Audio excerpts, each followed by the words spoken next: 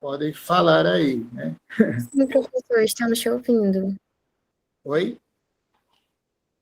Sim, Tá ouvindo estamos te bem? ouvindo. Olha, gente, me desculpem, eu estava todo programado aqui, aí minha câmera não abre, o computador, eu não sei o que aconteceu, e eu tive que fazer uma remodelação aqui no dispositivo, tá? Eu queria, a princípio, agradecer a todos, né? E tentar explicar essa situação. Eu vou tentar fazer o compartilhamento de uma apresentação que eu fiz, mas se não conseguir, eu envio para vocês depois, tudo bem? Eu envio aí para a Graça, acho que ela envia para a Ana, não é isso?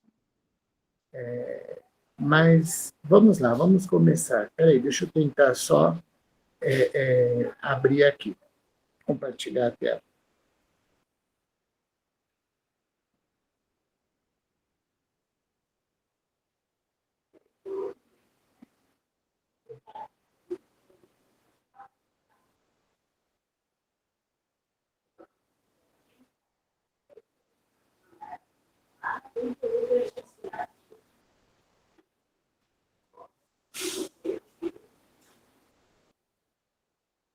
Vocês estão vendo aí, pessoal? Preciso que vocês me digam com voz aí, porque eu não estou vendo vocês. Sim, Estamos sim, professor. Ah, que legal. Então, se vocês quiserem falar alguma coisa, vocês podem me interromper, por favor, tá bom?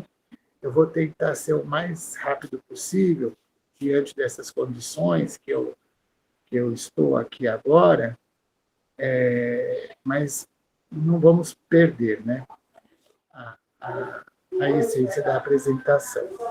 Então, vamos lá. Eu achei esse curso interessante porque ele trata da linguagem como uma forma de transgressão, né, para professores cristãos. Então, primeiro, deixa eu falar um pouco sobre mim, né? Então, sou mestre e doutor pelo Lael, né, da PUC, e sou pós-doutorando em educação também pela PUC, né, na formação de professores, de formadores, no caso, né? Então, diante disso, eu comecei a programar esse curso, no qual eu vou falar um pouquinho para vocês agora, e diante das necessidades que eu encontrava na academia, né? A minha formação ela está ligada à formação em Libras, né? Sou professor de Libras, intérprete de Libras, tal. E eu comecei a perceber também que a formação de professores cristãos ela sofre grandes problemas também, né?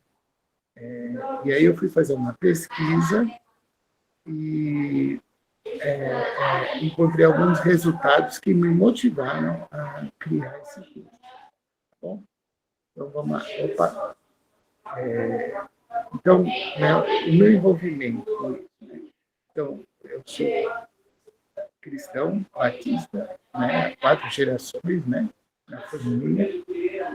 Sou professor da Escola Bíblica Dominical há 30 anos e sou pesquisador da Escola Bíblica Dominical. Né? E, além de tudo, agora, né, depois que eu criei esse curso, aí, eu sou formador de professores também. Né? Então, eu me baseio nesses conceitos teóricos, nessas pedagogias que foram decorrentes da minha tese de doutorado. Né? Então, ela está ligada ao pessoal multiplicamente engajado, que é da professora Fernanda Liberari, da PUC, né? E o multiplicamente engajados, ele estuda conceitos como desencapsulação, multimídia, multiculturalidade e multimodalidade. Né? Ela tem base em Vygotsky e em Freire. Né? Então, as bases vigotskianas, elas estão ligadas dentro desse movimento, né, de multiculturalidade, multimídia e multimodalidade. Ele está ligado a uma pedagogia que tem uma sequência didática ligada à desencapsulação curricular, né? Desencapsulação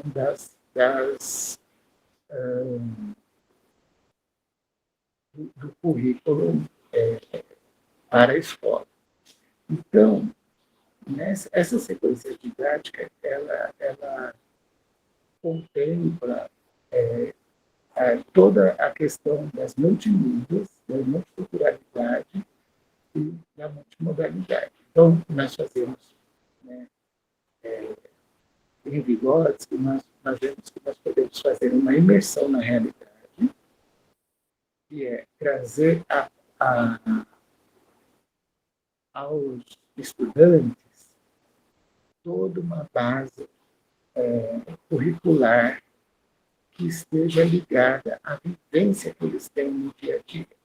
Então, essa vivência ela está ligada a questões da vida, do dia a dia, né, dos alunos. Então, a gente procura um tema gerador que seja pertinente aos alunos, né, e a gente estuda, e a gente procura esmiuçar todo esse tema. Né? De que forma? A gente pega um fato, né? Por exemplo, a gente estuda a questão do racismo, né? Do preconceito. E aí a gente cria, por meio de performances, por vídeos, por poemas, né? A gente faz uma situação performática na qual a gente chama os alunos para participar do estudo. Diante disso, a gente vai,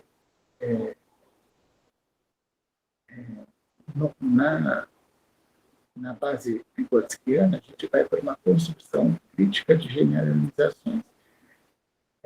Quando a gente pega toda o que a gente tem de conhecimento, então aí entra os conhecimentos acadêmicos, entra os conhecimentos de ciência comum, tudo, né, que está ligado ao tema, por exemplo, do racismo, e a gente traz para conversar e tentar levantar os conceitos sobre isso. Nesse momento, a gente se prepara para produzir algum instrumento que faça uma mudança, né? Permeie uma mudança, né? nas suas práticas aí e na sociedade. Então, diante disso, os alunos, o que a gente propõe que eles façam desde um manifesto, que pode chegar em esferas maiores, a uma música, um poema, um cartaz. Né?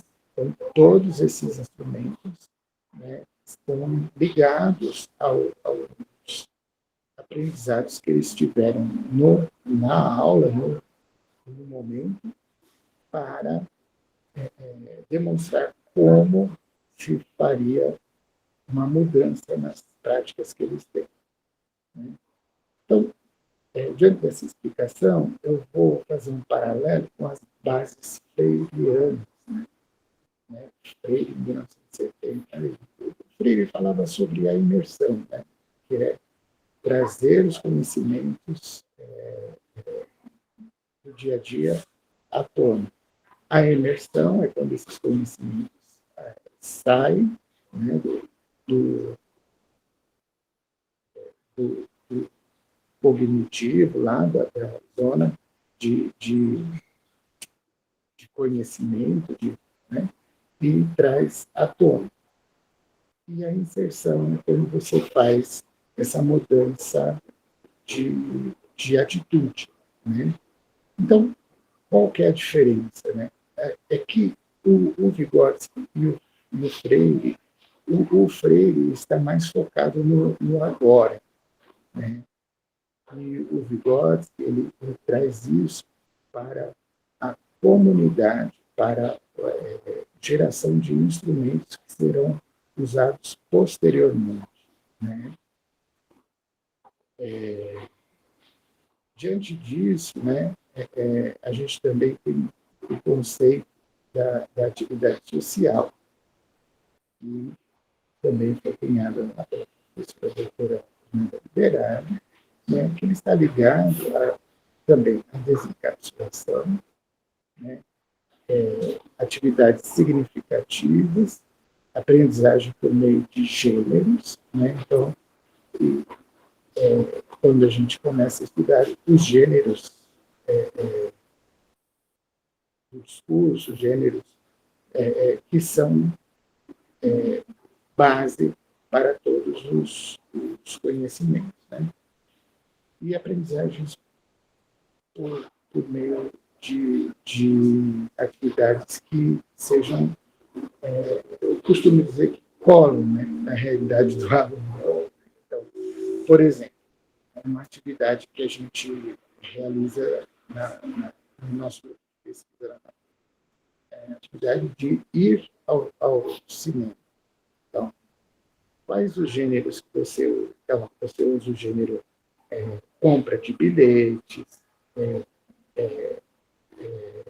o uso do transporte público, compra de bilhete do cinema, ou mesmo aqui em São Paulo, a gente usa muito metrô, trem, né? Então, compra do bilhete do metrô. Então, todos esses gêneros são usados para aprendizagem. E eles estão ligados ao dia a dia do estudante. Né? Bom, então, diante desse arcabouço, se vocês estão conseguindo me ouvir, está tudo bem? Deu para entender um pouquinho do que eu pretendo dizer? Professor, tá dando para entender sim, mas eu queria ver a possibilidade do senhor compartilhar esse seu slide comigo para eu projetar, porque algumas pessoas não estão conseguindo ver.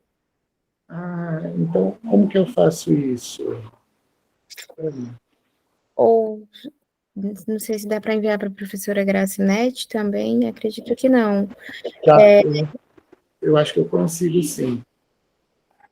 Tá, Só um minutinho, então. tá.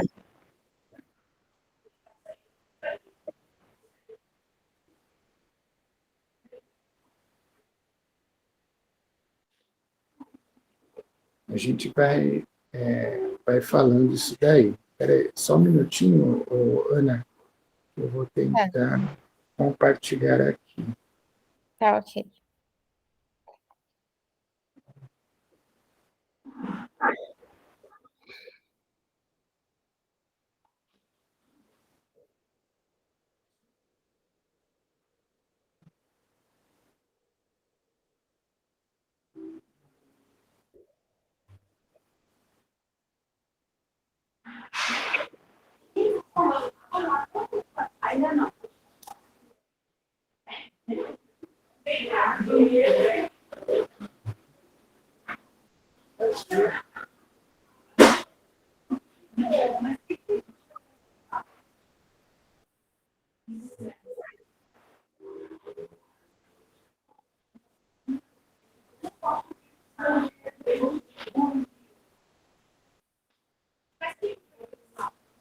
Ana, Oi. eu já enviei para a professora Grace. Tá, ok. Aí, você tem como pedir para ela tentar abrir lá? Sim, já entrei em contato com ela aqui, para ela me encaminhar, que aí eu projeto. Tá. Provavelmente eu vou ter que permitir, né, que ela... Sim.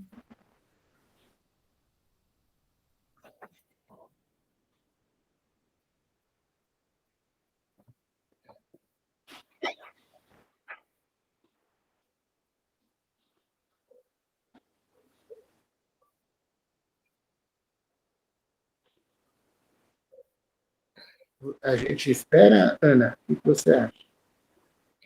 Vamos esperar só um pouquinho, ver se ela me responde para eu já projetar aqui, tá? Tá bom.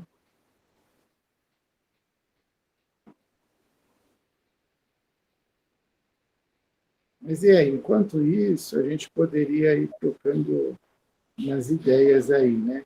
Queria saber de vocês,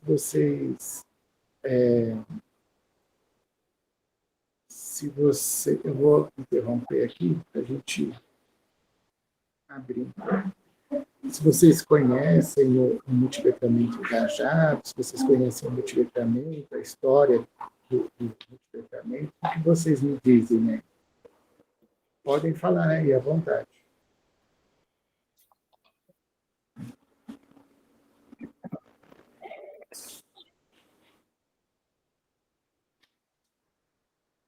Oi, alguém falou alguma coisa aí?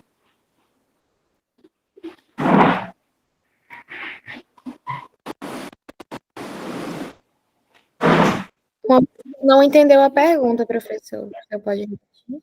Então, eu estou perguntando se vocês conhecem a pedagogia dos multiletramentos.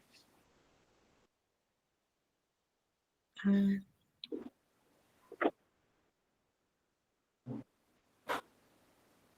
Alguém pode falar aí? Eu vou chamar pelo nome, hein?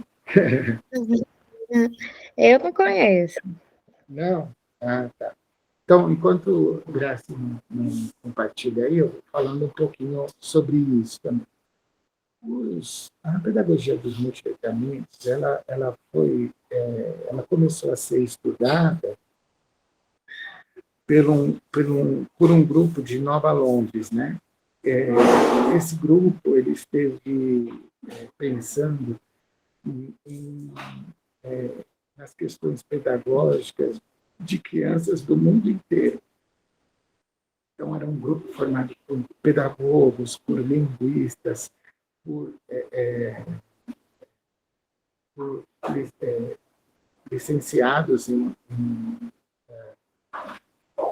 letras, em várias áreas de conhecimento.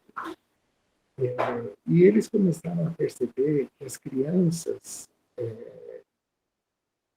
dos países mais marginalizados tinham dificuldades nas questões de multiculturais, questões de multimídia e questões de multimodais, né? Então, eles começaram a fazer pesquisas e descobriram que quando você introduz as multimídias na, na, na escola, as questões multiculturais, elas são realçadas e elas aparecem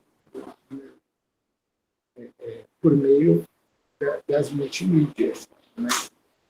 E, desta forma, quando você realça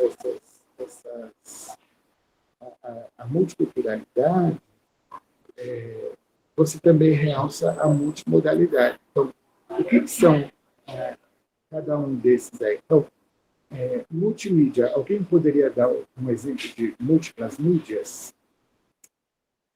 Precisa falar aí, pessoal, não deixa só a Ana falando, não. Vamos lá. Luciana, Simone, Solange, Rosa, são essas que eu consigo visualizar aqui.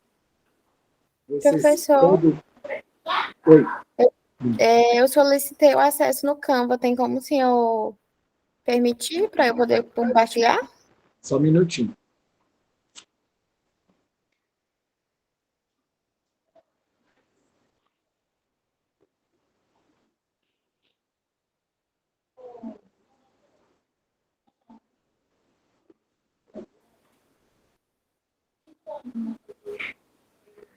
Pronto, Ana, vê se você consegue aí agora.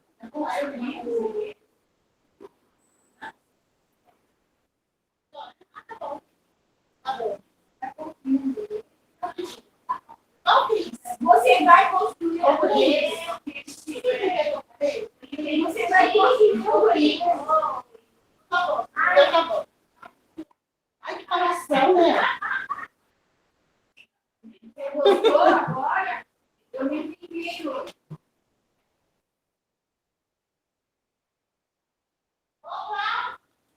Não, agora estou ocupada. Agora quem vai falar com você sou eu. Eu vou compartilhar aqui um momento. Tá bom.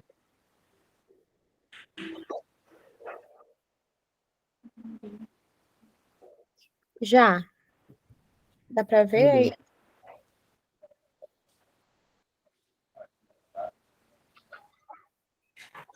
Beleza. Então, vamos continuar.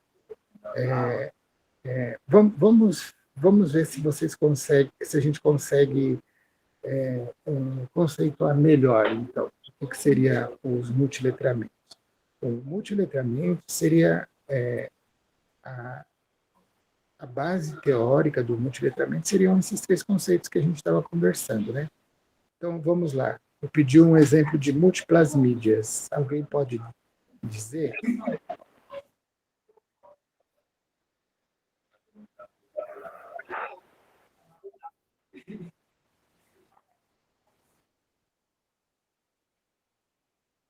Pode falar, gente. Um exemplo de mídia. Qual que seria um exemplo de mídia?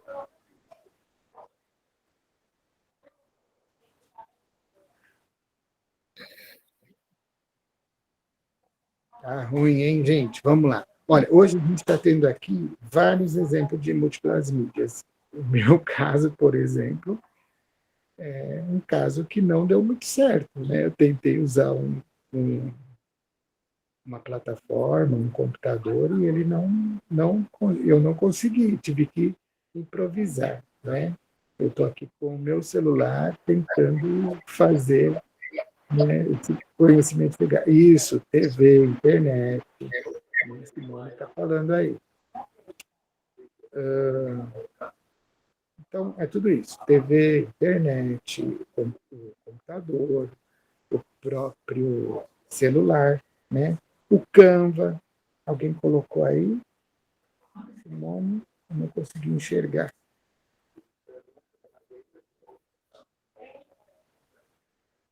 Então, tudo isso é múltiplas mídias. E quando você explora as múltiplas mídias, você, você traz à tona a multiculturalidade. O que seria a multiculturalidade? Alguém pode dizer?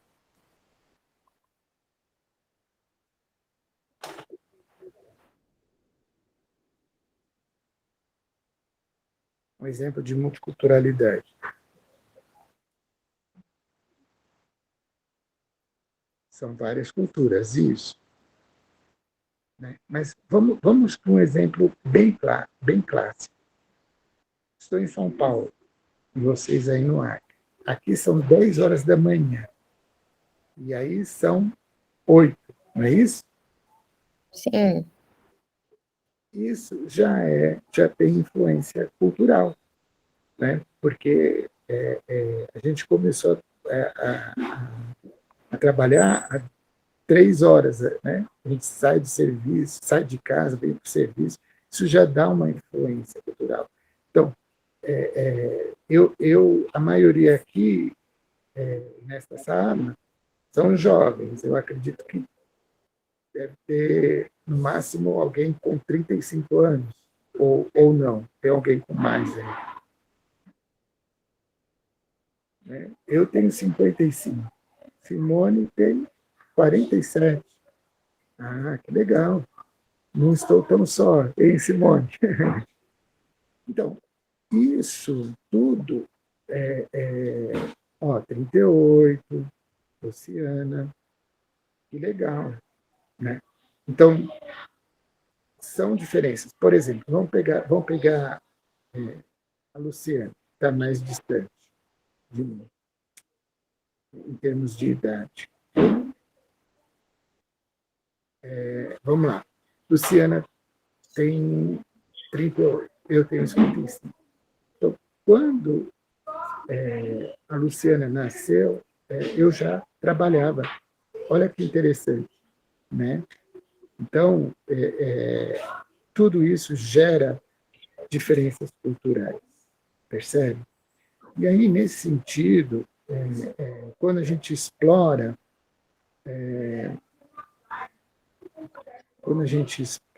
essas questões, a gente consegue aprender de formas diferentes, né?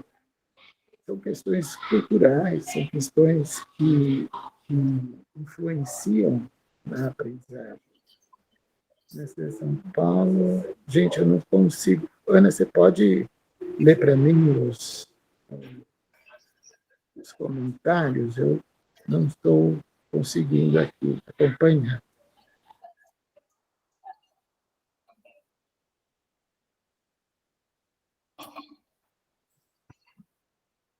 Como eu estou no celular, eu não tenho acesso ao chat aqui. O que, professor? Como eu estou no celular, eu não tenho acesso ao chat aqui. Você pode ler para mim algumas coisas aí que o pessoal foi colocando? Sim. A Luciana disse que tem 38 anos, mas jovem ainda, que amanhã será velho. O coração sente a juventude que nunca morrerá. E a Simone disse que nasceu em São Paulo e mora atualmente em Pernambuco.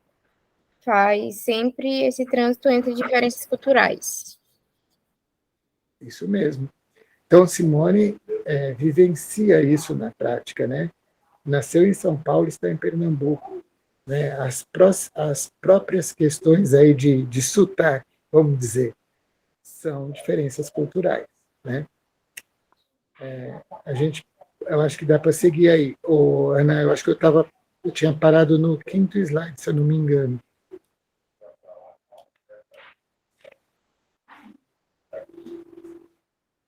Esse já foi esse. Estou nesse aí.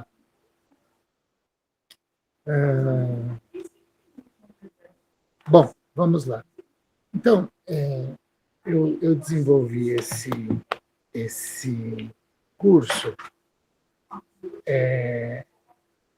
né, nesta igreja, Igreja Batista Nova Jerusalém, no Tatuapé, aqui em São Paulo, que foi desenvolvido em 2021.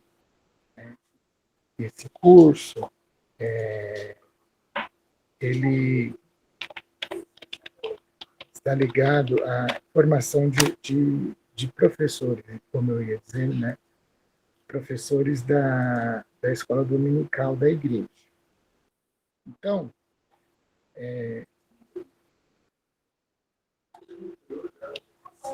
um pouco do panorama geral da igreja. A igreja tem aí por volta de 380 membros. Desses 380, 32 são professores, né? E aí tem um departamento infantil enorme, né? Com 32 professores do departamento infantil, e o departamento de jovens e adultos, né? Ele tem por volta de 10 professores. Tá? Pode passar, Ana.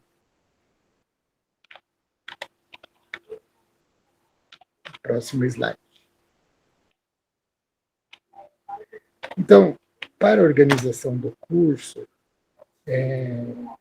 houve aí uma conversa, né, com esse pastor, né, o pastor Fernando Bueno, que é o pastor da igreja, e a gente conversou muito sobre a linguagem, né, como a gente vai ver daqui a pouco como a linguagem permeia os espaços, né, de aprendizagem e no mundo cristão, aí, vamos dizer assim, né, e, e ele ficou empolgado, né, para que a gente fizesse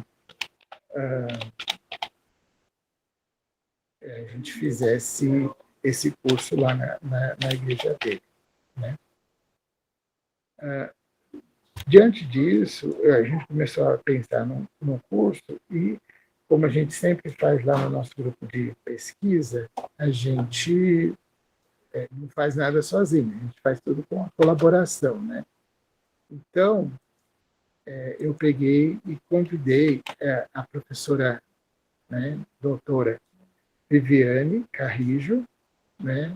Ela também já fez várias palestras aí na UFAC e tal, e a Viviane é uma amiga, né? E a gente está sempre junto, e ela topou fazer esse curso. Ela também é da igreja, né?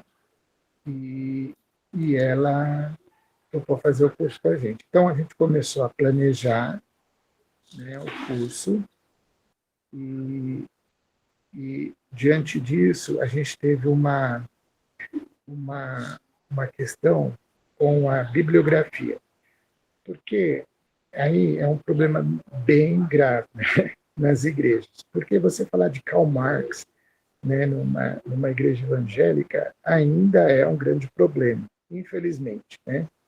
Então,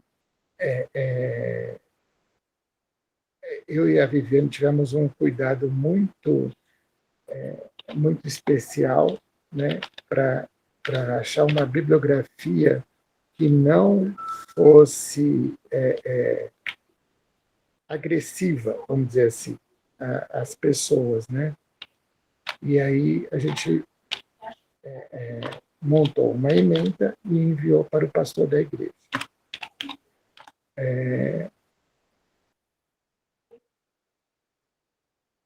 Nesse sentido, eu acho que pode passar Ana. Nesse sentido, a gente fez uma divulgação na igreja toda, né? Mas com que o curso era focado para líderes, né? E professores, líderes de departamentos lá da igreja e professores. Fizemos as inscrições via Google Forms, né? E isso porque a gente já queria mostrar a questão das múltiplas mídias. Então, fizemos Google Forms, porque o pessoal começa a ter acesso à mídia, né? Porque muita gente não tem facilidade, né? Na questão de uso de mídias. E aí, as pessoas começaram a trabalhar com as mídias, né, pelo Google Forms. E aí no Google Forms tinha um vídeo, tinha questionários, tudo isso já pensando em apresentação dos conteúdos de várias formas. Isso está ligado à multimodalidade. Tá? Então, diante disso, pode passar, Ana? A gente começou a pensar no curso, e aí eu queria mostrar para vocês um pouquinho do contexto do curso, né? Então, foram aulas, essa edição do curso foram aulas no período da pandemia, em 2021. Né? Ele teve 15 estudantes, um deles era o pastor, Fernando, né? Foram 10 encontros de 10 aulas, e aí a gente vai ver um pouquinho de como foi a primeira aula e como foi o seminário que a gente fez ao final do curso. Pode passar, né? Vamos lá, então. Bom, então, na primeira aula, a gente teve uma discussão do que seria a linguagem, né? E aí eu fui apresentando aos poucos as variações da linguagem e o que seria a linguagem, porque muita gente confunde língua e linguagem, né? Então, eu quis trazer, por meio de imagens, o que seria a linguagem, né? Então, eu apresentei, não sei se dá para ver, acho que está pequenininho aí, eu apresentei um comparativo entre décadas, né? Entre os anos de 1970 e os anos de 2020. Então, eu mostrei ali as cores que eram mais usadas em 1970 e as cores que eram mais usadas em 2020. Os perfumes, né? Perfumes mais usados em 1970 e os perfumes usados em 2020. Aí eu peguei, né, para mexer com a galera, eu peguei os cantores, né? Então, tem aí uns do Arco da Velha aí, né? E eu peguei os mais recentes. Oi, Luciana está falando, eu não consegui pegar também. Por favor, Ana, pode me dizer o que ela falou? Posso sim. Fui professora da EBD durante 20 anos e coordenei o departamento infanto-juvenil por 5 anos. Sei bem o que é isso. E a Luciana? Trabalhei 5 anos no Ministério Infantil da Igreja do Batista do Povo, em São Paulo, capital. Hoje sou desigrejada. Então, Ana, Luciana, acho, né? Para a gente não ter esses problemas que eu pensei no curso, né? A igreja, ela precisa se atualizar, né? Então, um curso de formação deste porte, ele equipa mais, não só a igreja, como também não só a educação, né? Os ministérios de educação cristã, como também uma igreja, né? Você muda a linguagem, você procura mudar, né? Mas eu vou mostrar para vocês daqui a pouco como isso tem acontecido lá na igreja, né? Então, aí eu vou partir para dizer como que eu fiz nesta primeira aula a imersão na realidade, a construção crítica de generalizações e também a produção de mudança social. Então, vamos lá. Então, a imersão na realidade, eu coloquei um vídeo, né, contextualizando, pegando a linguagem que era usada em 1970, né, por meio de um vídeo que eu fiz, acho que está no outro slide, eu vou mostrar para vocês. E as mudanças que houveram de lá para cá, né? O que eu costumo dizer lá na igreja para os professores é que, assim, e isso não é só no ambiente cristão, né? Mas, assim, as mesmas perguntas que o professor fazia em 1970, ele ainda as faz em 2023. Então, eu pego um exemplo do Jesus. Quem é Jesus? Essa pergunta todo professor faz. E todo aluno sabe responder. Então, o professor sabe o que vai perguntar e o aluno sabe o que vai responder. Não sai disso. né? Não expande, né? Então, nesse momento, eu perguntei quem era Jesus, mas eu perguntei de uma forma que não fosse para eles responderem com um chavão. Ah, Jesus é um conselheiro, Deus forte, aquela coisa toda que as igrejas falam, né? Aí teve uma pessoa que me respondeu que Jesus era o chocolate dela. Aí eu falei, mas por que Jesus é chocolate? Ah, porque eu amo chocolate. Eu me realizo quando eu como um chocolate. E aí Jesus é esse para mim, né?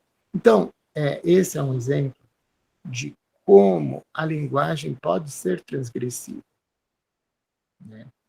Quando você fala que Jesus é um chocolate, as pessoas, né, ficam eu já tive esse problema lá na igreja. As pessoas falando que Jesus não pode ser considerado, porque Jesus é um Deus, é Deus, né? Não pode ser considerado um chocolate, isso é uma blasfêmia, tal, aquela coisa toda. Mas a linguagem está muito acima disso, né, gente? A linguagem é poderosa.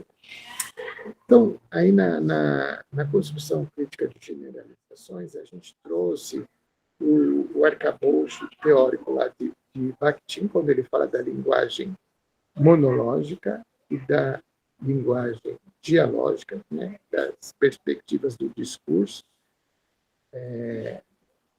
e aí mostrando aulas, né, eu coloquei vídeos ali mostrando aulas de professores que tinham a linguagem como de uma forma estática, né? O professor fazia a pergunta e ele mesmo respondia, ele fazia questões e não dava tempo para os alunos responderem, né?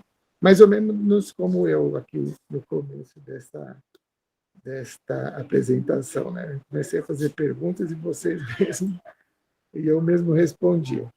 Mas está indo bem, a gente já está conseguindo se soltar um pouco. Isso é natural, né, gente? Mas vamos lá. Então, na produção de mudança social, eu pedi para que eles dessem um tempo para que o conhecimento que eles tinham tido nesta aula se assentassem um pouco e que eles refletissem para depois responder as perguntas que eu coloquei aí, né? Então, como eu falei, eu tinha mostrado um vídeo de professores que perguntavam, eles mesmos respondiam, tal.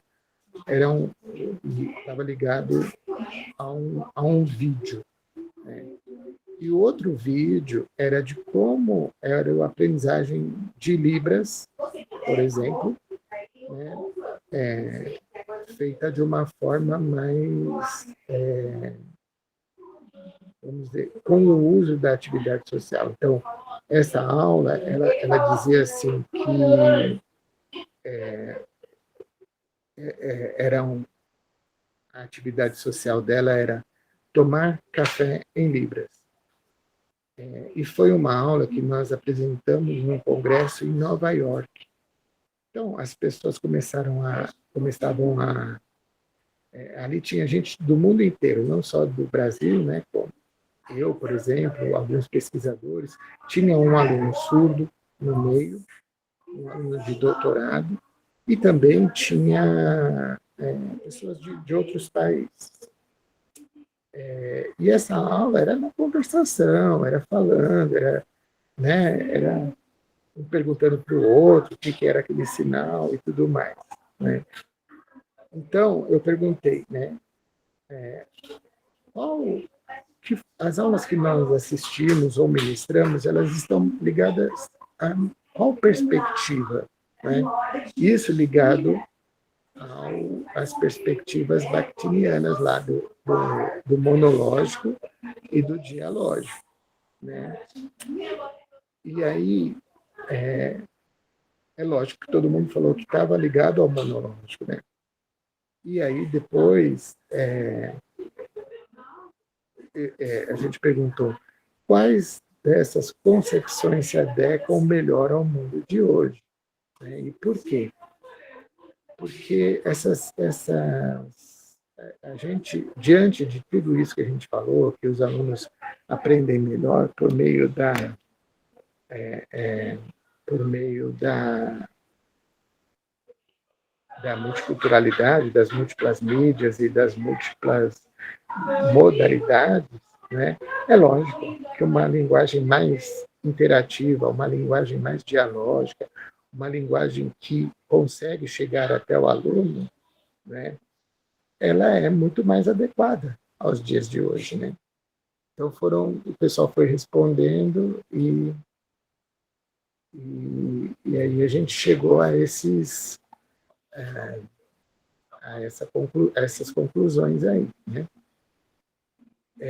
Pode passar, Ana? Então, aí as análises, né? O que o pessoal foi falando, né? Aí tem um rapaz aí que falou assim, ó, o aluno até dorme porque não é interessante para ele, não faz sentido, né? Aí uma outra pessoa falou aí, o professor precisa trazer exemplos práticos que façam sentido para os alunos, né? Aí uma outra pessoa, eu não consigo ficar 40, 50 minutos em uma aula sem ter nenhuma interação, né? Essas falas, elas mostram muito claro aí, né, para Luciana, para Simone, né, linkando ao que vocês disseram, né, que as pessoas estão na igreja também com aulas que elas não suportam mais, né? Elas não conseguem mais aguentar o tipo de aula que tem lá na igreja. Infelizmente é isso, né? Então, isso são dados, né, de pesquisa que nos mostram que há necessidade de mudanças, né? Mas aí vamos seguir aí, Ana, por favor. Né? Então, eu apresentei todos esses conceitos aí, tal, do multiletramento e da atividade social, e ao final do curso, eles montaram um seminário. Nesse seminário, foram eles que fizeram tudo, os alunos, né? Então, eles falaram assim, ó, o seminário vai ter esse título aí, ó, Ontem, Hoje e Amanhã, as transformações na formação cristã. Então, quais os tipos de transformação que houve na igreja, né? Aí eles fizeram, olha, essa primeira foto aí é um filme que eles fizeram de como era essa formação. Então, um professor, né, na porta da sala, lá, dando um bom dia para todo mundo, tal. E aí esse professor tinha uma relação, né, de autoridade sobre os alunos, né? Quando as pessoas começavam a perguntar, ele falou, não, é assim porque Deus quis, e é aquela coisa toda, né? Foi bem engraçado esse filmezinho aí que eles fizeram.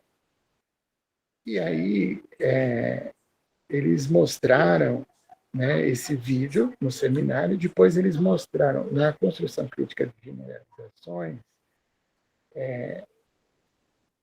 eles mostraram como é feito essa passagem, né? Nós estávamos em 2021. Em 2021, o professor, né, nessa segunda fotinha aí, para mim está bem pequeno aqui, tomara que vocês estejam conseguindo ver melhor. Era um professor à distância, né, dando aula e falando de como os problemas, né, e os conteúdos são expostos pela webcam, né? Diante disso, as pessoas que estavam assistindo ao seminário, um detalhe, o seminário também foi à distância, tá? Infelizmente, né? Todo mundo queria que fosse presencial, mas não teve condições ainda, porque ainda estávamos, foi bem na época que deu aquela subida nos casos de Covid e tal, aí a gente resolveu fazer ele à distância, né? E aí, né, na aplicação desses conceitos, a gente pediu que o pessoal que assistia ao seminário, né, numa investida de produção de mudança, criasse uma música, uma poesia, ou, né, alguns eventos aí que pudessem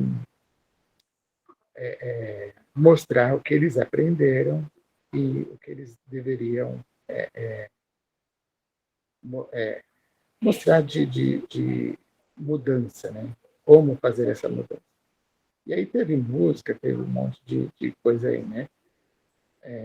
Vamos lá, próximo, Ana, por favor. Então, né, nesse seminário, eu escolhi esta frase, porque ela está ligada à primeira aula, né? Essa frase diz muito para o que nós queremos mostrar, né? Olha lá, o professor precisa trazer exemplos práticos que façam sentido para os alunos.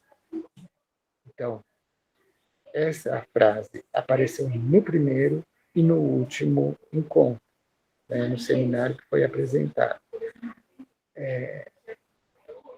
Quando a gente fala de exemplos práticos, a gente vai lá no conceito de atividade social e busca todos esses conceitos para trazer a prática do dia a dia. Então, por meio desses conceitos, por exemplo, o que a gente está estudando lá vamos falar da igreja, né? Que tem a ver com o que nós estamos vendo aqui. Então, hoje, nós estamos numa classe de escola dominical de jovens. Esses jovens, o que eles estão aprendendo? Bom, hoje, não sei se vocês têm acompanhado, mas o assunto que está em discussão é o aborto. Então, nós já falamos sobre o aborto, sobre quem são as pessoas que estão envolvidas no aborto, quais as implicações na saúde, né, da mulher, né, relacionadas ao aborto, quais as implicações da lei, né, que está relacionadas ao aborto. E aí a gente fala vários exemplos lá. Então, a gente fala do exemplo da Clara Castanho, não sei se vocês acompanharam, aquela atriz que falou que ela foi estuprada e ela poderia fazer o aborto, mas ela não quis. E aí ela foi até o fim da gravidez e, ao final, ela colocou o bebê para adoção. Então, ela falou, olha, gente, eu estou madura o suficiente para enfrentar uma gravidez, mas não estou, né, madura para criar um filho. Né? E aí a sociedade caiu de pau em cima dela, né? Como que se o problema fosse ela colocar para adoção, né? Mas ninguém foi ver o que ela sofreu, o abuso que ela sofreu, né? Onde está esse homem, né, que a estuprou, né? Então, são questões assim que a gente fala hoje na escola dominical.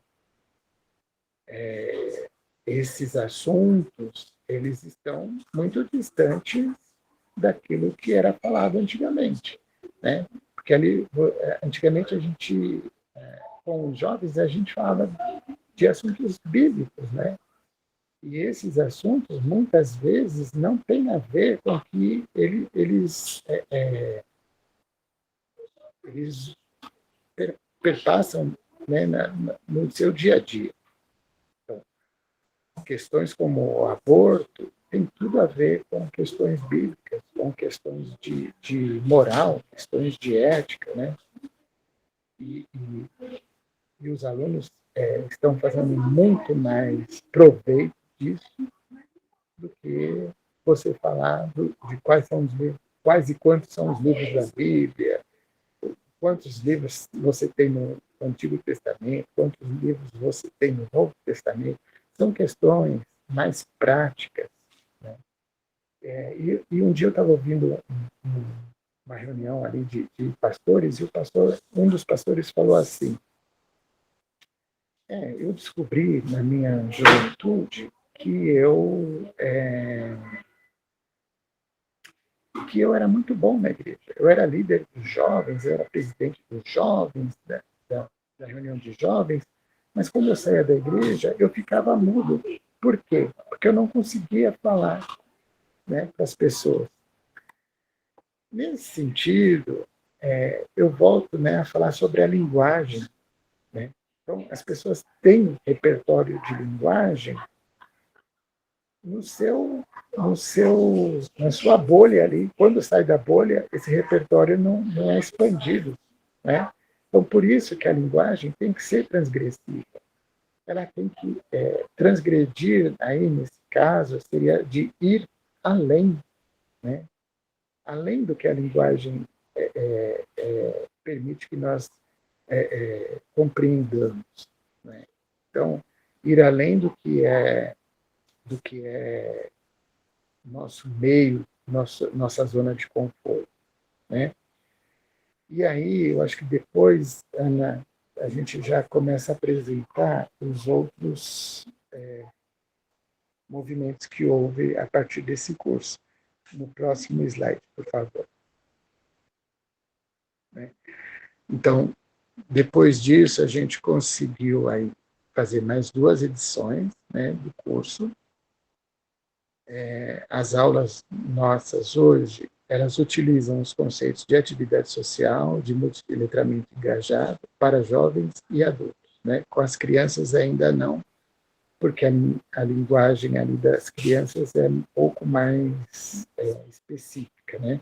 Mas eu já apresentei uma vez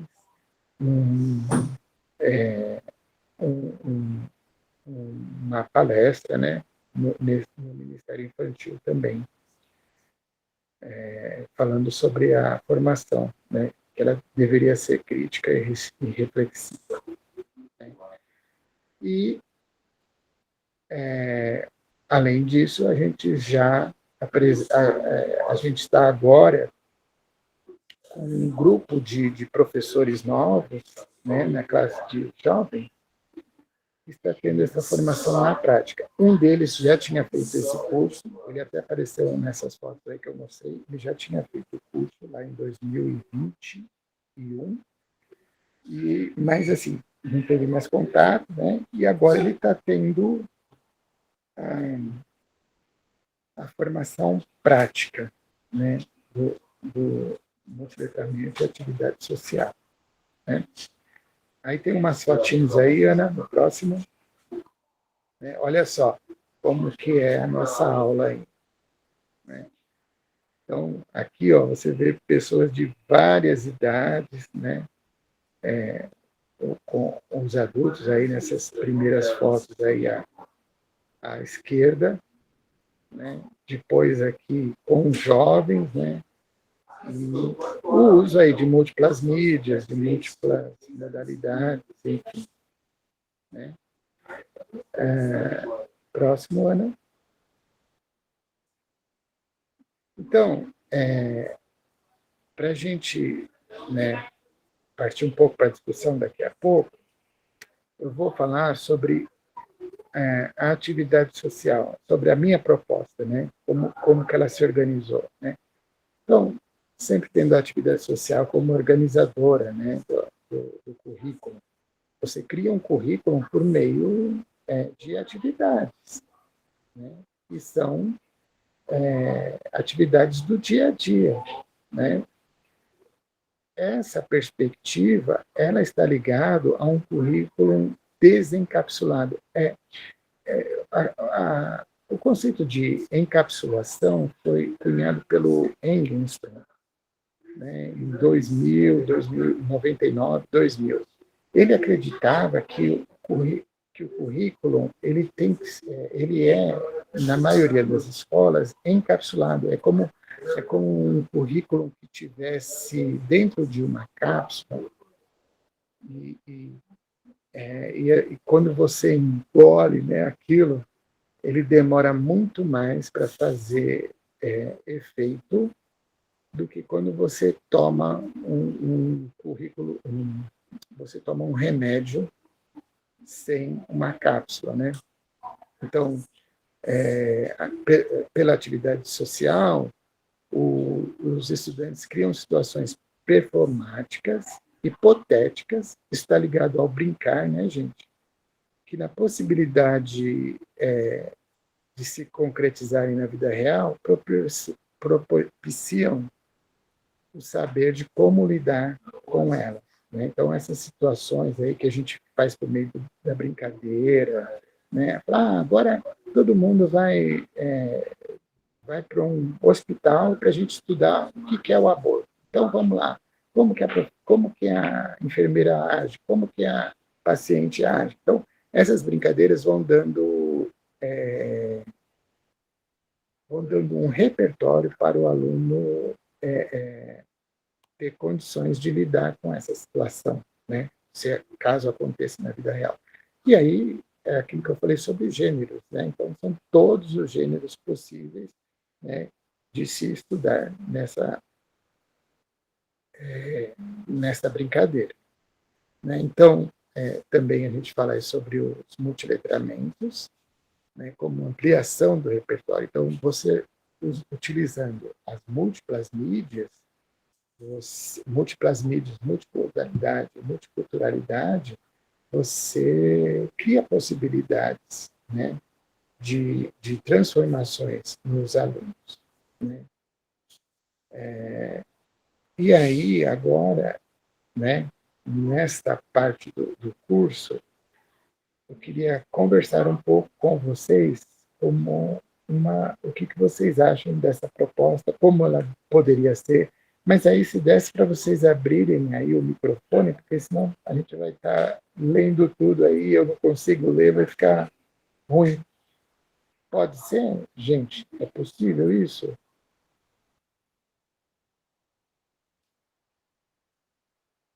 Quem ainda está aí? Eu sei que eu falei muito, mas agora a gente vai para a prática, né?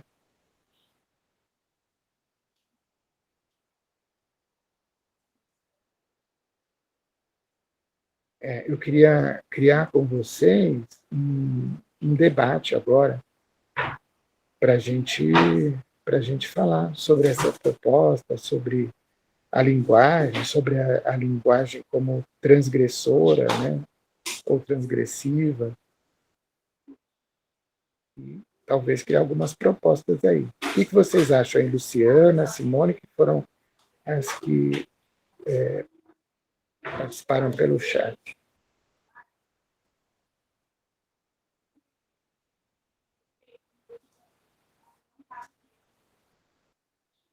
Não consegui, Ana, por favor.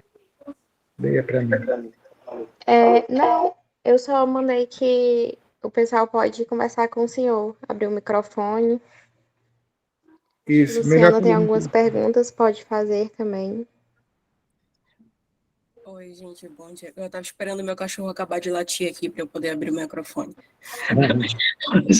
Oi, professor. Eu gostei muito, né, da sua proposta, da sua apresentação, achei muito interessante. Eu sou daqui do Pará, né, não de Belém, sou de Belém, mas estou em Marabá agora, que fica no sudeste do Pará. E como eu cheguei a mencionar aqui no chat, né, assim como a Simone, né, eu fui batista há muitos anos, 9 anos, mas hoje estou desigrejada. E eu achei interessante a sua proposta, mas o que me preocupa, não sei se foi a sua realidade, seria até que ponto alguém que não tem, e na grande maioria das igrejas por onde eu passei, os professores, com exceção de uma igreja, os professores da EBD não têm formação docente, enquanto não seria complexo aplicar uma proposta dessa para alguém que não tem nenhuma formação inicial, apesar de atuar como professor. Eu posso dar como exemplo uma igreja aqui em Marabá, que eu frequentei com meu marido, que era a primeira igreja batista de Marabá, era uma coisa completamente diferenciada da EBD, porque todos os professores da EBD, para você ser professor da EBD, você tinha que ser professor de verdade, um professor licenciado, ainda que fosse licenciatura em qualquer coisa. E tinha professor de história, pedagogo, professor de português, mas todos os professores da EBD eram professores. Então, era uma EBD de alto nível, porque a gente via que era um professor que tinha formação para estar ali ensinando. O que em muitas outras igrejas a gente vê, tipo, é dom, Deus te chamou, vai lá dar aula, né? Então, eu vejo muito esse tipo de comportamento na grande maioria das igrejas batistas por onde eu passei. Não sei se é o caso da sua, ou se isso, e se isso influenciou, né, na aplicação da sua proposta. Então, Luciana, quando eu falei ali que eu fiz uma pesquisa, né, eu li sobre muita coisa, né? E aí eu vi que a maioria das igrejas é isso mesmo que você falou, né? As pessoas estão lá por dom ou porque eu li até, olha só, eu li até numa pesquisa que dizia assim que as pessoas que têm maior desenvoltura de fala são as que são escolhidas para serem professores. Por quê? Porque ali elas estão até mais, elas têm o poder de convencimento maior e elas podem até colocar questões de empoderamento, fazendo com que as pessoas acreditem no que ela quer. Não é? Isso daí foge totalmente do que a gente propõe, né? que é uma aprendizagem crítica, né? E que as pessoas consigam refletir, né? Então, quando você fala isso, eu me lembro que quando eu conversei lá com o pastor da igreja, o pastor Fernando, a gente falou, ele falou, olha, Everton, eu sei que você vai ter uma dificuldade muito grande, né? Porque é uma mudança de cultura, e uma cultura não é fácil de ser transformada, não é? Então, a gente teve embates, muitos embates, né? Então, você vê, é uma proposta que está sendo executada há praticamente 2 anos, né? Então, tem lá um professor lá que não aceitou, né? E aqueles que se consideram o dono da sala, né? Então, ele não colocou em prática, né? E ele não abre mão de ser professor daquela sala. Então, são questões assim que a gente tem que saber como lidar, né? Mas a proposta está rolando, tem um monte de gente fazendo o curso, né? A cada ano, a gente forma 15 professores, né? E a questão da formação inicial, né? A maioria dos professores nesta igreja eram professores já. Contudo, tinha alguns que não tinham formação, né, inicial pedagógica. E aí esse curso já abre um pouco, né, da mente, né? Eu acho que o importante do curso é que ele faz as pessoas refletirem, né, tomarem posições, tomarem posicionamentos críticos, né, a respeito. Então, essa formação é uma formação inicial, né? Eu pretendo desenvolver outros módulos, já tenho, né, uma parte desenvolvida, mas o que é legal é que a gente criou um grupo, e esse grupo estuda novas propostas, né? Então, para o módulo 2, por exemplo, a gente tem os conceitos alinhados e a gente está construindo conjuntamente, coletivamente, entende? Então, passo de formiguinha, mas a gente tem visto resultados, né? Cada vez mais as pessoas querendo. E aí, quando você leva para a igreja, isso que é legal, porque tem gente na igreja que começa a perceber que é mais eficaz essa forma de aprendizagem, né? Então, senhorinhas lá vêm me falar, olha, professor, eu gosto muito da sua aula, quando a gente vai ter uma aula de novo, não sei o quê. Tá? E outra coisa, reforçando, né, o coletivo, a gente nunca tem uma aula sozinho, né? A gente está em 4 professores na classe de jovens. Então, toda semana nós nos reunimos para discutir o tema da próxima aula, toda semana. Né? Então, são questões aí que vão ajudando, né? Vão dando bases, vão dando alicerces aí para a gente prosseguir na proposta. Não sei se eu te respondi, mas tentei. Respondeu sim. Porque eu acho que tem, não só na sociedade, assim como na sociedade brasileira, né, mas a igreja brasileira também, eu vejo muito essa desvalorização do professor como profissional. Porque se a igreja vai ter alguma coisa para falar sobre direito, vão chamar um advogado. Se a igreja vai falar sobre saúde mental, vai chamar um psiquiatra. Mas para dar aula, qualquer um pode. Não precisa ser professor. Mas aí, o que a gente faz? A gente chama esses profissionais para fazer parte da aula. Né? Então, por exemplo, na classe de jovens, né, que a gente está dando aula agora. Porque, assim, o curso ele acontece fora dos horários da escola dominical. Né? Então, geralmente é de sábado. E esse ano também já foi, a gente já encerrou a turma. Aí na escola dominical, por exemplo, a gente teve a sorte de uma das professoras ser enfermeira. Então ela veio falar sobre, na questão do aborto, ela veio falar sobre saúde, né, como é feito o aborto, né, todas as questões que a mulher tem, né, com o aborto e tudo mais. A semana passada, por exemplo, a gente falou sobre as questões legais. A gente chamou um advogado da igreja para falar. E ele veio, ele falou, e ele concordou com a gente, e ele também é professor, né? Ele é professor de Direito da UFMU, né? Universidade. Então, as pessoas acabam se envolvendo e acabam abraçando, né, a nossa causa e o nosso método, né? Vamos dizer assim, de ensino. Não é um método, é uma pedagogia, né? Nossa forma diferenciada de pedagogia. Bom, gente, eu estou esperando aí. Luciana, quiser falar mais, pode falar, mas outras pessoas podem falar também. E a Simone, cadê? Ela não está mais aqui. Estou por aqui, professor. Ah, então, fala aí, Simone.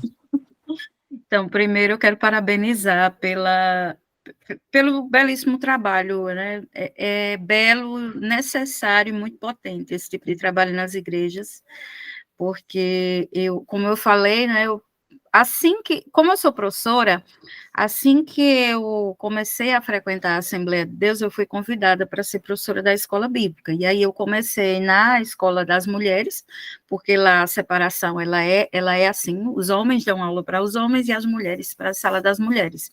E eu presenciei várias questões que a Luciana já apontou, né, da questão da ausência de formação, da dificuldade de metodologia. Tinha casos engraçados, né, de homens que iam afastando, quando a gente observava, eles estavam mais perto da sala das mulheres, porque queriam participar da aula da gente, do que da aula dos homens. Aí quem estava dando aula lá ia buscar, não, você não pode ficar aí não, aí é a sala das mulheres, você tem que ficar aqui. E aí a gente tinha à frente do processo pessoas que não tinham uma mentalidade muito aberta, infelizmente essa questão e graças a Deus já existem igrejas assim que se permitem aprender, se permitem desaprender para reaprender, né? Como Catarina Walsh coloca, e isso é muito bom e muito importante. Porém, ainda tem muita igreja conservadora, né? A minha experiência foi na Assembleia de Deus, e a Assembleia ela é bem rígida em relação ao que a igreja defende e a quem está à frente do processo e em que aquela pessoa acredita. Então, isso se torna regra geral, e eu sou professora também, universitária, e eu lembro que tinha um colega meu que ele estuda sobre ciências da religião, fez um trabalho belíssimo na maçonaria, e conversando comigo, ele dizia assim: quando é que a Assembleia vai te colocar na fogueira santa da Inquisição, hein? Porque só está faltando isso, tu vai ser expulsa de lá. Então, assim, chegou um momento que eu optei por recuar, porque eu vi que não valia a pena, né?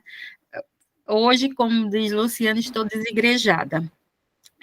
Porque é muito grave, assim, a forma como a coisa é conduzida e as opções que, especificamente, a Assembleia tem feito. Eu falo pela Assembleia de Deus de Pernambuco, não falo a nível de Brasil, né, apesar de ver exemplos que a Convenção Nacional não caminha diferente da Convenção de Pernambuco, mas é muito rígida e muito centralizada naquilo que eles assumem enquanto verdade absoluta. E quem não se inserir, quem não se enquadrar nessa verdade absoluta, eles condenam ao fogo do inferno. Então, quando eu saí da Assembleia, inclusive, na época, eu estava à frente do Departamento Infantil e Juvenil ainda, e o pastor pediu simplesmente para o presbítero me remover do grupo que eu coordenava o departamento, e todos os professores que trabalhavam com infância e juventude estavam lá, e ele, sem sequer falar comigo, pediu que o presbítero me retirasse do grupo, simplesmente porque ele colocou uma fake news no grupo, e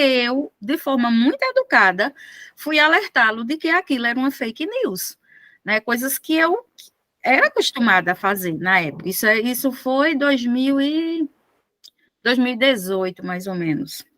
2017, 2018.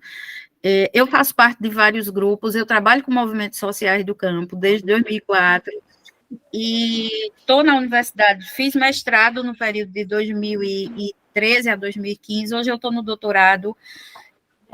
E nesses grupos, eu convivia com pessoas espírita, pessoas de religião de matriz africana, pessoas sem religião nenhuma, mas uma coisa que eu sempre admirava era o respeito e o cuidado que se tinha em divulgar a verdade. Então, quando alguém colocava uma fake news, ia uma pessoa lá e dizia: fulano, isso aí é fake news, já foi comprovado, tira para a gente não perder a credibilidade. A pessoa tirava e ainda pedia desculpa ao grupo. Quando o pastor colocou uma fake news no grupo, que eu fui cuidadosamente dizer para ele que aquilo não era verdade, aí eu fui para a Santa Fogueira da Inquisição, né? Ele puxou o discurso, e aquele bando de presbíteros, a maioria deles bem puxa-saco para estar nos cargos que ocupavam, porque não tinham competência técnica e nem espiritual para estar, se mantinham nas posições a partir de puxação de saco. E aí eles detonaram, disseram um montão de coisas horríveis, e eu fiquei assim extremamente preocupada, porque são essas pessoas que estão à frente dos ensinamentos da igreja, são essas pessoas que conduzem o rebanho, é assim que eles chamam. E aí a gente percebe o quanto é importante, o quanto é potente, o quanto Deus tem levantado pessoas como você e como muitas outras que têm tido a coragem de ir trabalhando nas brechas, né, na fronteira, para ir transgredindo, para ir levando outras possibilidades e outras leituras para esses espaços. Eu acho que a gente tem muitos exemplos de igrejas que trabalham nessa perspectiva, e hoje eu tenho me inspirado muito em pessoas que são como você, né, que tentam outras possibilidades, que tentam fazer outras leituras e que tentam permitir que as pessoas enxerguem a igreja assim como Jesus quer que ela seja enxergada e conduzida, né? Porque, infelizmente, tem muitas igrejas onde o poder falou mais alto, e eles usam, principalmente a escola bíblica, como espaço para a manutenção do poder, né? E para opressão a todos aqueles que levarem qualquer ideia que seja contra a vontade deles. E isso é muito, muito sério, muito grave, né? Parabéns, professor. Obrigado. Mas, assim, o que eu queria dizer a respeito disso é que tudo que você falou, eu sofro, né? Também, esse outro professor aí que eu falei que ele não aceita a proposta, a primeira aula que eu fui dar, ele falou: não, peraí, vamos parar essa aula aqui. Não é, o professor tem que fazer com que o aluno compreenda que não sei o que.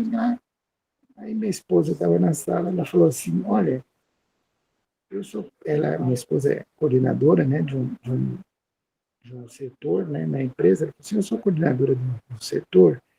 Eu tenho 42 anos e a pessoa mais velha da minha equipe tem 22. Se eu chegar para essa molecada hoje e falar assim, você tem que, aí eu não ganho mais nada, eu não consigo fazer mais nada. Eles travam, o tem que para eles trava, né? Hoje eles não têm que nem ser homem nem mulher, eles escolhem o que eles querem ser. E essa é a linguagem de hoje em dia, né? Ela falou. Então, a gente tem que usar da linguagem, né?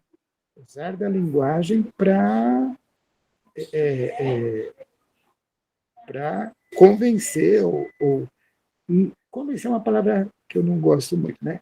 Mas para mostrar a verdade. Qual é a verdade, né?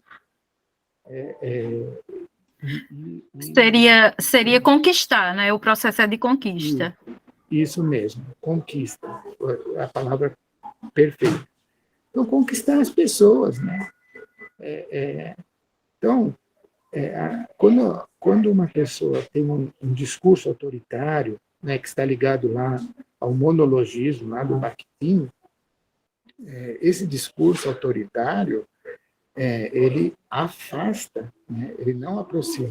Enquanto que um discurso mais internamente persuasivo, ele chama para reflexão, e aí as pessoas, não, peraí, o que esse cara está falando tem uma base, tem um certo fundamento, né? Então, a reflexão é a melhor arma, né? Então, e outra, né? Uma coisa assim, você falou nas entrelinhas, e Luciana também, a opressão, né, de você fazer o outro acreditar, você obrigar que o outro acredite no que você quer, isso hoje em dia é o que mais afasta as pessoas, né? Não pode oprimir ninguém. Você tem que usar uma linguagem persuasiva, não uma linguagem de autoridade, de poder, de empoderamento sobre os outros, né? Porque quem usa essa autoridade, essa linguagem, na verdade, está ligado àquilo que ele pensa, né? A linguística explica isso, né? Então, ele quer o quê? Ele quer autoridade, ele quer poder, ele quer, né? E isso está longe, né? Está muito longe do que hoje é geralmente aceito, né? É isso. Alguém mais? Eu acho que outras pessoas não falaram, né? Não, professor. Então, Ana, gostaria de ouvir aí, se alguém tem mais alguma coisa.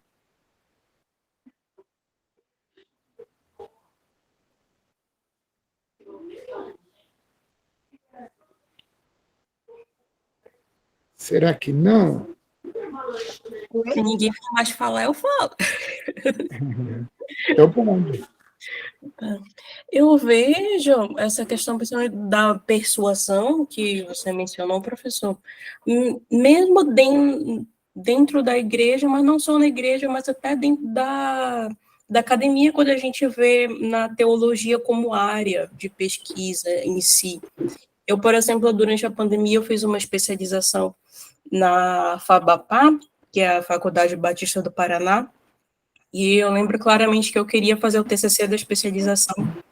Era uma especialização em capelania, aconselhamento e pastoral, e eu queria fazer, quando foi escolher o tema, eu fiz todo o projeto para fazer uma comparação da figura de Jesus como mestre no Evangelho de Lucas, porque eu via muitas características de Jesus como um professor, comparando com as características que Paulo Freire mostra que o professor deveria ter.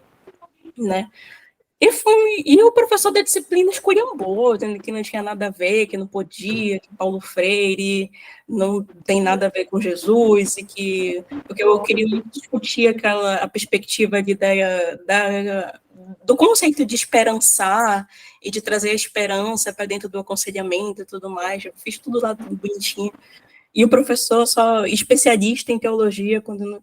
dava vontade assim de usar a carteirada, de dizer, meu amigo, eu sou doutor em educação, eu entendo mais de Paulo Freire do que tu, mas que eu sou especialista. Mas chegou um ponto assim na discussão que eu desisti de discutir, que eu via que o negócio não ia para lugar nenhum, desisti do projeto, fiz outra coisa.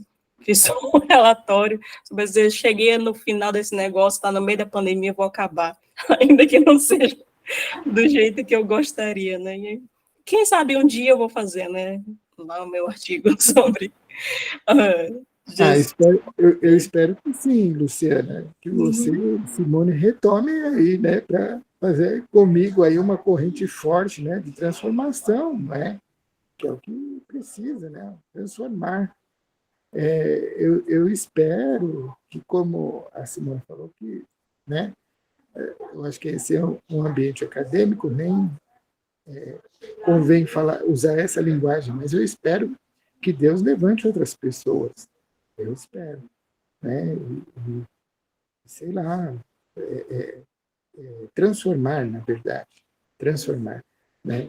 Uma coisa que você falou é que a carteirada ela vem na ponta da língua, né? Muitas vezes a gente tem vontade de usar a carteirada, mas, né, também não é uma forma de discurso autoritário, né? Vamos tomar cuidado, né? Mas é isso mesmo, Luciano. Muitas vezes dá vontade de desistir, mas é como eu encaro assim, é como o doutorado, né? Como o mestrado, o doutorado, a própria graduação. Né? Você não pode desistir. Se você desistir, você está desistindo de uma tese,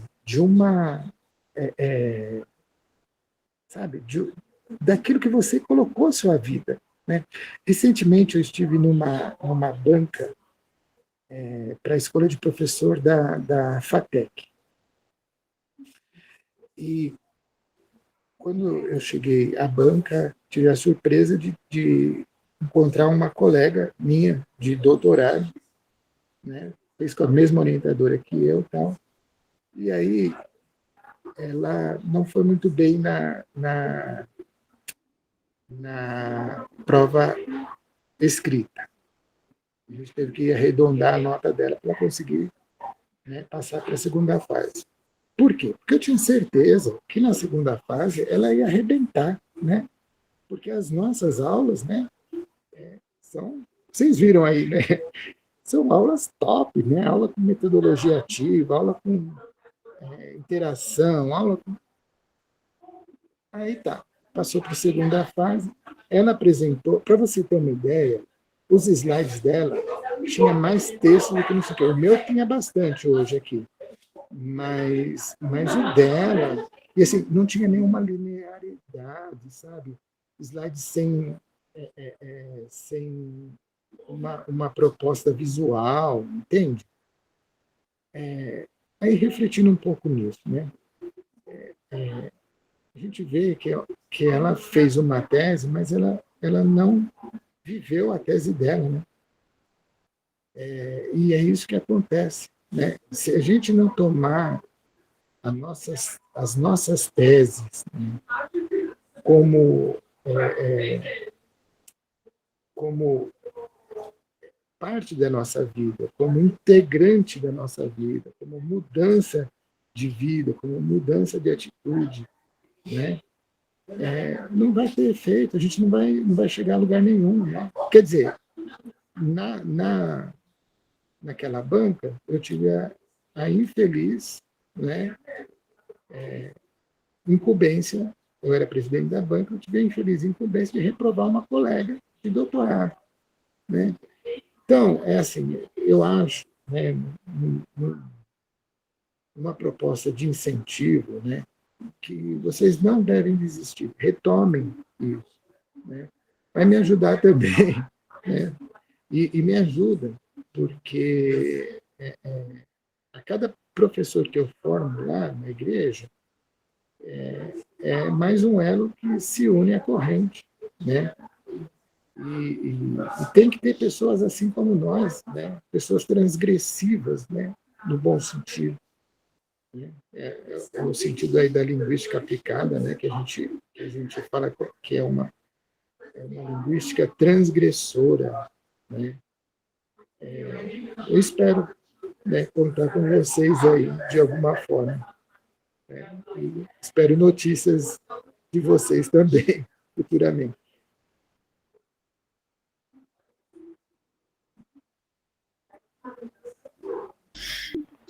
Professor, hoje, como eu falei, eu não estou mais vinculada à Assembleia de Deus, mas eu procuro sempre frequentar igrejas que eu percebo onde há essa possibilidade de usar o cérebro. Vou usar um meme de um colega meu, né? Antes de frequentar uma igreja, pergunto se lá você pode usar o cérebro.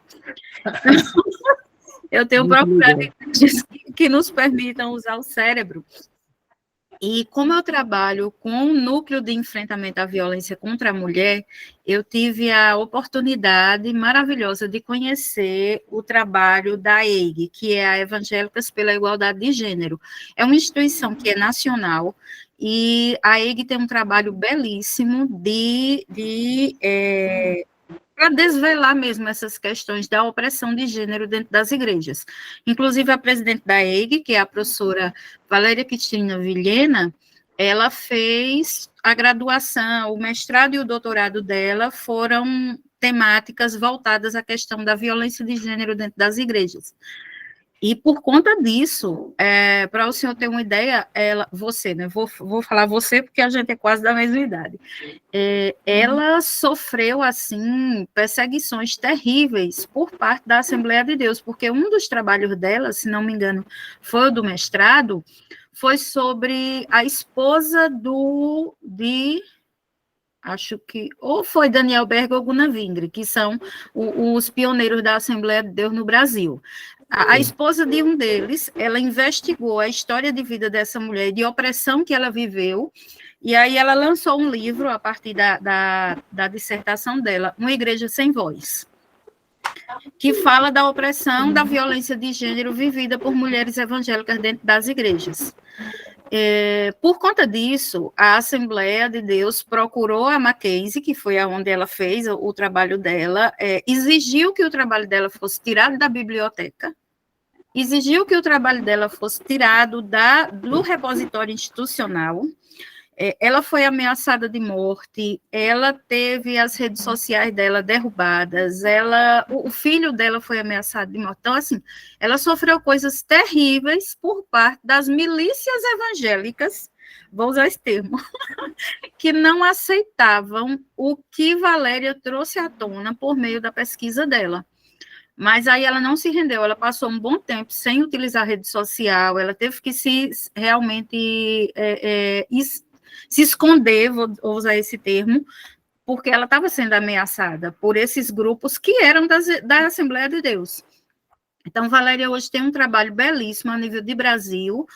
Aqui em Pernambuco também a gente tem um outro grupo, que é o Vozes Marias, e são todas mulheres que são ainda permanecem nessas igrejas, ou saíram e foram para outras igrejas, ou estão sem igrejas, mas continuam participando dos cultos, porque tanto a EIG quanto a Voz Maria, eles são instituições que promovem um trabalho de culto, de pregação, de trabalho com as comunidades, mas fora dessas igrejas tradicionais, que não permitem que elas tenham essa voz. Então, é um trabalho muito bonito, e eu tenho, de certa forma, me aproximado desse debate e participado na medida do possível.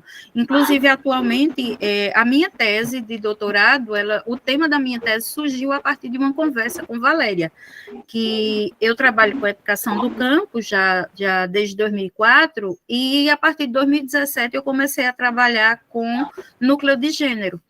E aí, numa conversa com Valéria, eu disse a ela que queria juntar as duas coisas e não sabia como. eu queria trabalhar com a questão de gênero, mas eu não queria que a minha tese trouxesse uma pesquisa que fosse sobre violência, que eu acho que passar 4 anos estudando violência eu ia enlouquecer. Né? Então, pensando numa perspectiva de positividade, e nesse diálogo com Valéria, a gente pensou e chegou à conclusão que é interessante trazer à tona as vozes dessas mulheres que estão nos movimentos sociais e que são referência, que são intelectuais orgânicas. E aí, nesse momento, eu estou me detendo especificamente a esse trabalho de investigar as narrativas autobiográficas dessas intelectuais orgânicas de movimentos sociais do campo, que construíram a história da educação do campo em Pernambuco, mas também estou com outros projetos pensando como é que eu vou fazer isso dentro das igrejas. Como é que a gente pode identificar mulheres que dentro das igrejas conseguem transgredir essa lógica de opressão, de silenciamento, que na Assembleia isso é muito comum, e conseguem romper e conseguem ter uma voz lá dentro que é referência, inclusive, para outras mulheres. Né? Mas isso aí é projeto futuro.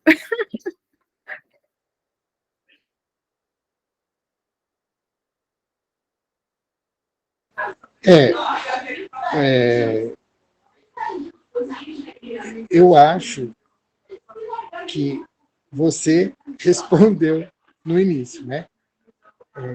Com esse meme aí do seu amigo. Né? Eu vou para uma igreja que você possa pensar. Né? A conversa com o pastor, a conversa inicial com o pastor foi fundamental para o projeto seguir. Entende?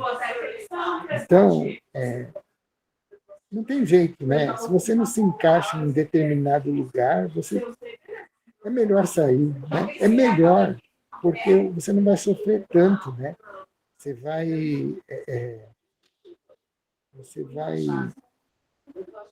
como minha mãe dizia, você não vai dar murro em ponta de faca, né?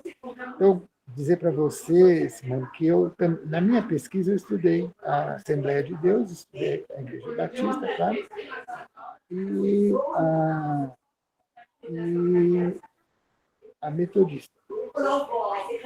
E aí, não foi a Metodista, não. A Metodista eu li alguma coisa, mas eu estudei eu pesquisei mesmo, foi uma igreja, eu esqueci o nome agora, né? Mas é isso. Eu acho que a primeira coisa é você estar num solo fértil. Não adianta dar murro em ponta de faca, não adianta jogar sementes, né, em lugares inférteis. Então, eu acho que o percurso, né, é mais significativo quando você tem um apoio por baixo, né? Um apoio que te sustente, né? E foi o que aconteceu aí para o bom andamento desse projeto aí.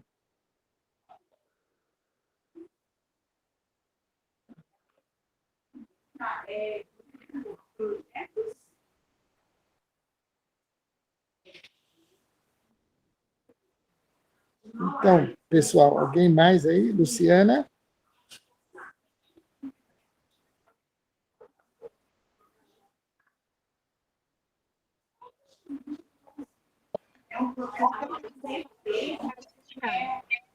A Luciana disse para a igreja não vou. Desculpe, Ana, não ouvi. Tá. Já? Oi, Ana, eu não estou ouvindo, acho que está cortando a sua fala. Pode repetir, por favor? Ana deixou um comentário no chat. Tá, pode falar. Para a igreja não volto, não consigo. Atualmente apenas participo de 2 grupos de estudos bíblicos. Se Deus quiser, um dia farei o 2º mestrado em teologia, usando Paulo Freire para estudar Jesus no Evangelho de Lucas como dissertação. E a Simone disse que também não volta para a Assembleia. e que a igreja é um lugar de refúgio. Não vou estar em um lugar onde corro o risco de entrar com um fardo e sair com dois. É isso mesmo. É isso mesmo. Acho que não vale a pena, não. Eu também tive que sair de igrejas, né, que não volto mais, não volto, porque tem a menor condição de voltar. Né? É isso. Pode passar para a professora? Ana, não estou te ouvindo, desculpe. Ah, sim, as referências. É. São essas aí. Eu vou, né, por uma questão aí de prejuízo, eu até peço desculpas novamente a vocês, mas eu vou encaminhar as transparências aí, os slides. Transparências é na minha época, né, Simone? Eu vou encaminhar para a professora Grace e talvez ela consiga fazer com que chegue até vocês. Tá bom? Ana, com você aí. Ok. Eu vou colocar então no chat o link dos slides do Canva. E aí, quem quiser olhar, só copiar esse link e salvar, tá? Isso. Eu coloquei a lista de presente também já no chat. Quem puder, assine, por favor, para ganhar certificado. E acho que é isso. O senhor vai falar mais alguma coisa, professor? Não, por mim, eu posso encerrar por aqui. Então, alguém mais tem alguma coisa a falar? Se não, encerro também aqui. Ana, eu tentei acessar, não dá acesso por esse link. Se possível, você teria como baixar e enviar para a gente? Lá pelo Even, os inscritos no minicurso, você tem como mandar pela mensagem. Vou baixar e entrar em contato com a professora Gracinete para mandar, tá?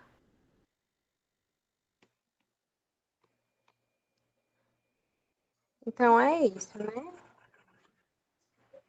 Então, Obrigada, gente, foi um prazer conhecê-las e saber da luta de vocês também. Né? Eu agradeço muito, peço desculpas novamente, que, né, dê tudo certo aí para vocês, tá bom? Um abraço aí. Tchau. Tchau, professor, e muito obrigada. Gratidão, pessoal, pelas partilhas e pela escuta.